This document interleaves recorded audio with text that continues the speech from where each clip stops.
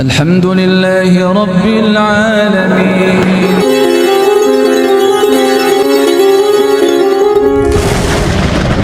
Wala khaufun alaihim, tidak ada ketakutan di dalam hatinya, walahum yahzanun, dijamin tidak akan punya rasa susah. Ini kan jujur. Nah, sebaliknya, wal kadziba ribatun, kedustaan itu cenderung membawa pelakunya gundah gulana, tidak tentram.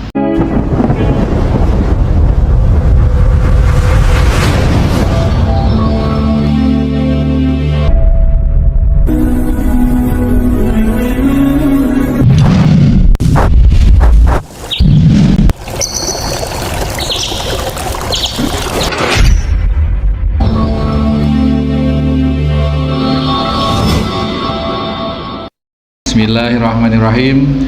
Assalamualaikum warahmatullahi wabarakatuh. Innal hamdalillah nahmaduhu wa nasta'inuhu wa nastaghfiruh wa na'udzu billahi min shururi anfusina wa min sayyiati a'malina. May yahdihillahu fala mudhillalah wa may yudlil fala hadiyalah. Asyhadu an la ilaha illallah wahdahu la syarikalah. Asyhadu anna Muhammadan abduhu wa rasuluhu la nabiyya ba'dah. Allahumma salli wa sallim wa barik ala Muhammadin wa ala alihi wa sahbihi wa mawalah. Bapak-bapak, ibu-ibu, hadirin hadirat jamaah Masjid Al-Muslimun Curah Jeru Panji Situbondo rahimakumullah, serta segenap mustami dimanapun berada saat ini yang menyaksikan, yang menyimak kajian ini baik secara langsung maupun secara online, rahimani wa rahimakumullah. Jadi ngejar keuntungan dunia yang tidak seberapa tetapi mengorbankan akidah, ini yang masya Allah, yang subhanallah, bahaya sekali. Jadi inilah sidik atau kejujuran. Nah, warok itu adalah meninggalkan sesuatu yang sebenarnya bisa diargumentasi atau diteliti itu halal. Kayak tadi orang gembala kambing itu bisa jadi tidak makan tanaman orang, tapi karena di situ di dekat dengan garis batas maka dia memilih untuk tidak makan. Di hotel, di restoran-restoran non-muslim, meskipun yang dipesan, meskipun menunya itu barang-barang halal, tetapi ada kehati-hatian, no, atau sudah diduga kuat, yang pasti mereka tidak mensucikan alat-alat masaknya. Itu maka orang yang warok lebih meninggalkan sesuatu yang sifatnya subuhat. Nah, persoalannya sekarang subuhat itu hanya bisa ditinggalkan oleh orang yang istiqomah, orang yang benar-benar perhatian dengan nasib akhiratnya. Istiqomah seperti itu, orang yang benar-benar memperhatikan nasibnya di hadapan Allah Subhanahu wa Ta'ala. Ini jadi yang bisa meninggalkan sesuatu yang subuhat itu ya orang-orang yang betul-betul memikirkan nasibnya di hadapan Allah Subhanahu wa Ta'ala. Kalau enggak, ya kayak kemarin itu, Ustadz cari yang haram aja sekarang sulit, apalagi cari yang halal tambah sulit Ustadz, karena tidak istiqomah, tidak tahu hakikat keselamatan, tidak tahu hakikat keberkahan di sisi Allah Subhanahu wa Ta'ala. Kulaan gula tadi 1 kuintal ternyata dibungkusi jadi 98. Orang yang istiqomah tenang, Bu, tenang-tenang saja, enggak apa-apa. Yang pasti kita didolimi 2 kilo oleh tengkulak besar. Yang kedua, pasti ada keberkahan dari apa yang saya lakukan karena saya tidak ikut-ikutan curang. Itu pasti itu. Nah, hanya orang-orang yang istiqomah, yang paham hakikat kehidupan di sisi Allah, kehidupan setelah mati, orang seperti itulah yang akan meyakini seperti itu. Kemudian tadi da'ma yuribuk ilama la yuribuk fa inna sidqa tuma'ninatun. Maka sesungguhnya kejujuran itu menenteramkan. Kemarin sudah kita bahas ya, jujur itu ada dua dimensi. Dimensi vertikal ke atas itu jujur kepada Allah, dan dimensi horizontal jujur kepada seluruh sekalian alam, tidak hanya kepada manusia tetapi kepada hewan, kepada tumbuhan, kepada alam semesta ini jujur.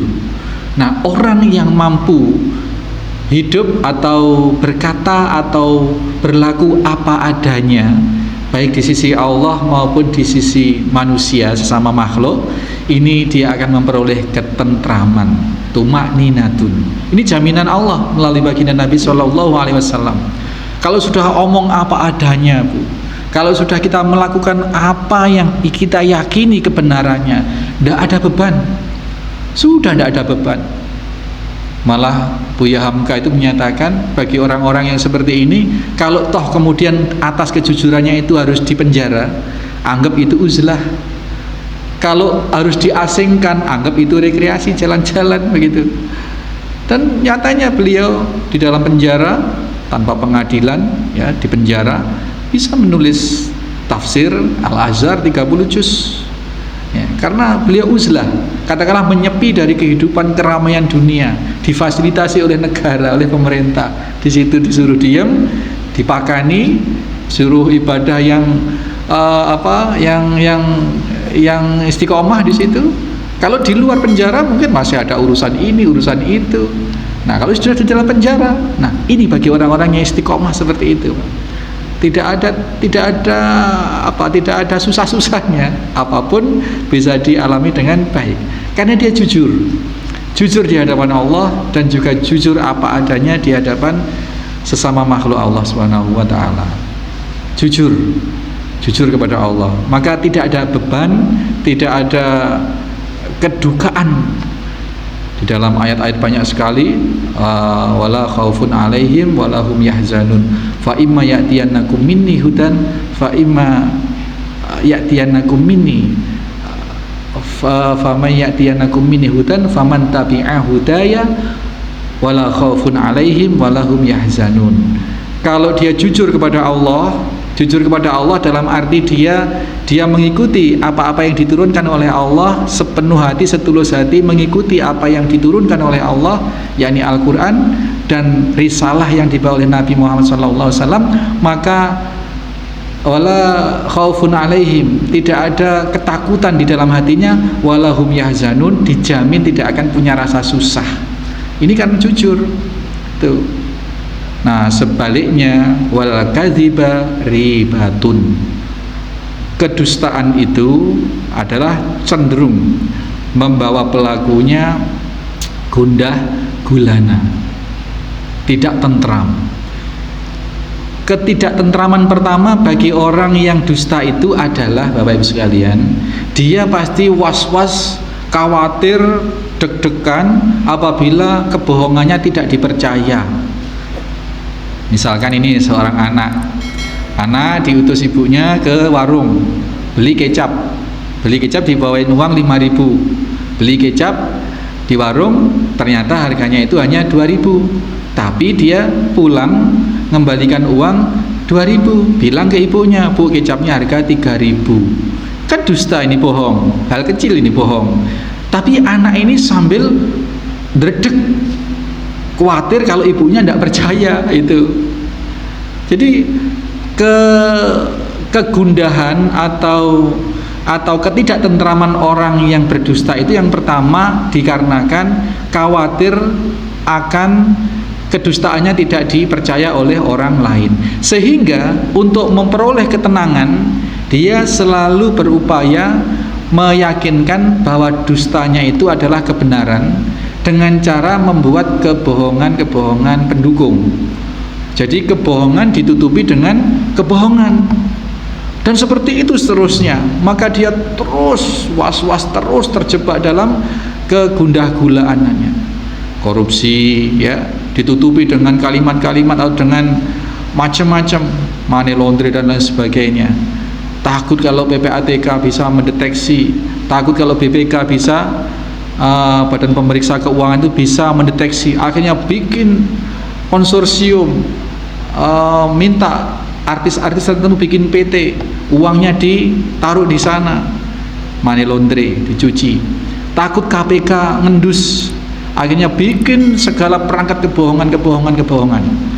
Maka orang-orang yang berdusta itu akan hidup di dalam ketakutan dan hidup di dalam kewaswasan, ketakutan dan kewaswasan tadi.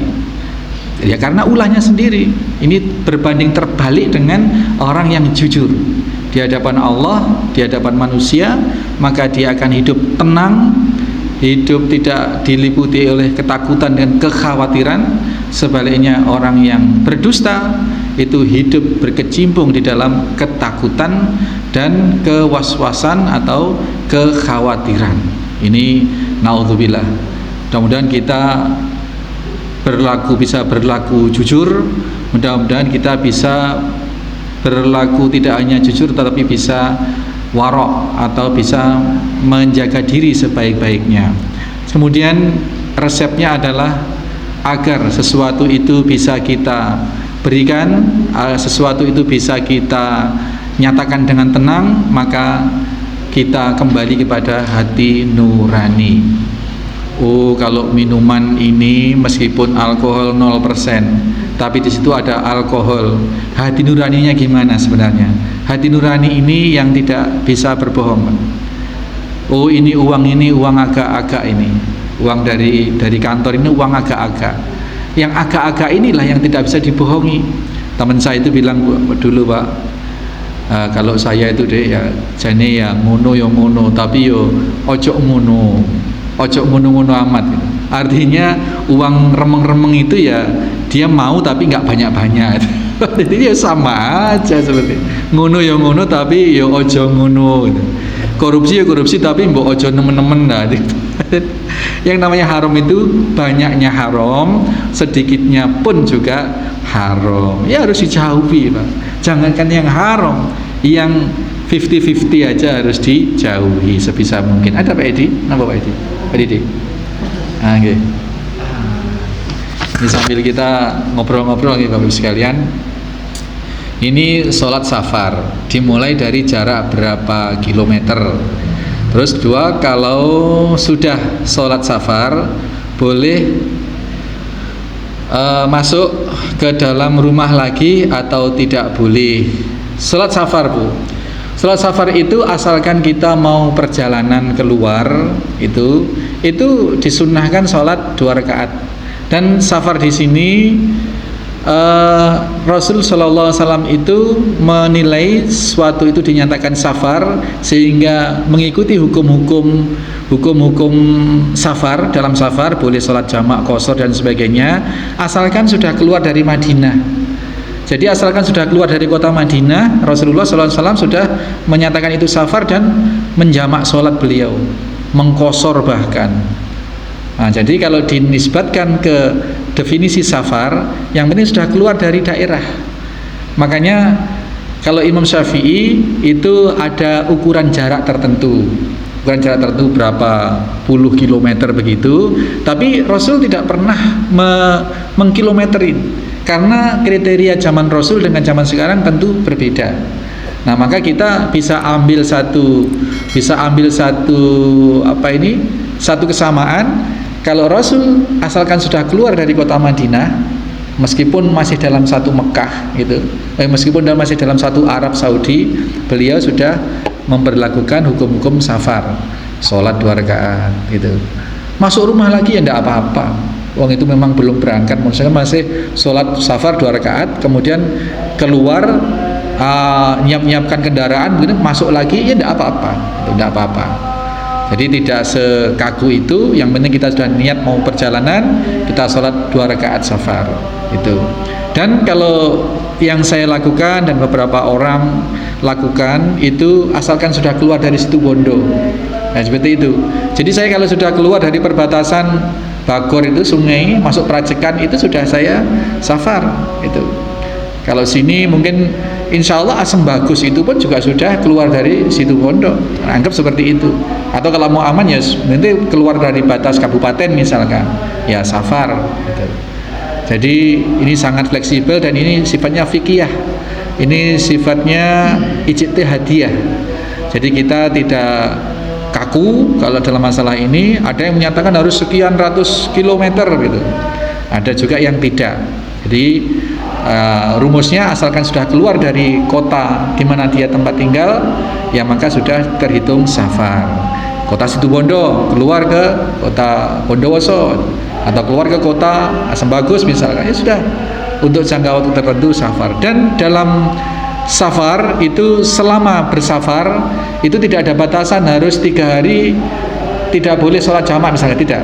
Selama safar berapapun lamanya di tempat safar itu, asalkan belum pulang ke daerahnya, itu masih berlaku hukum-hukum safar. Boleh sholat jamak, boleh sholat qashar, maaf, boleh tidak sholat Jumat, boleh sholat zuhur saja. Itu rukhsah atau kemudahan-kemudahan yang diberikan oleh syarat, oleh dinul Islam ini. Kalau sudah dijawab tadi ya, boleh masuk rumah lagi asalkan tidak membatalkan niatnya bepergian tadi. Ya, tadi sudah sholat safar, yang menyiapkan mobil ke depan ternyata masih ada termosnya yang belum dibawa, ada tikarnya yang belum dimasukkan, ambil masuk rumah, boleh. Begitu sekalian, kita akhiri sama Isya. Subhanakallahumma wa bihamdika asyhadu an la ilaha illa anta astaghfiruka wa atubu ilaik. Assalamualaikum warahmatullahi wabarakatuh.